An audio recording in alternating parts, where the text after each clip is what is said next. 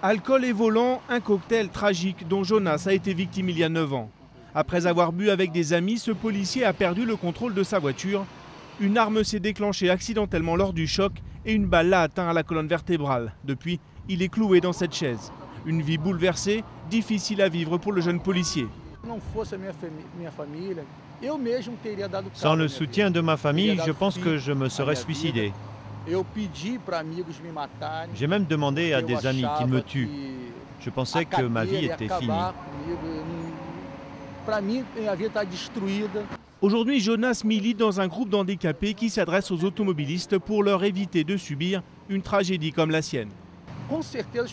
Quand je raconte mon histoire, je suis convaincu que je vais faire réfléchir les gens. Ils se voient en moi. C'est sûr que c'est un exemple pour les gens qui ne sont pas encore conscients des dangers.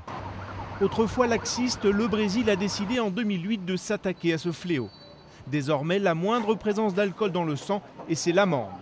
À Rio, cette loi a été renforcée par une politique publique de contrôle permanent qui donne de bons résultats. En 2009, dans tout l'État, il y a eu 3700 morts de moins qu'en 2008. Si les lois ne sont pas suivies par des politiques publiques, comme cela a été le cas dans l'État de Rio, il ne se passe rien. Un texte seul ne suffit pas.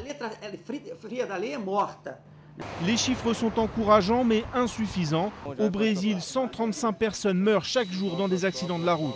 Le coût pour le pays est immense, près de 100 milliards d'euros, soit plus que le budget total de la première ville du pays, Sao Paulo.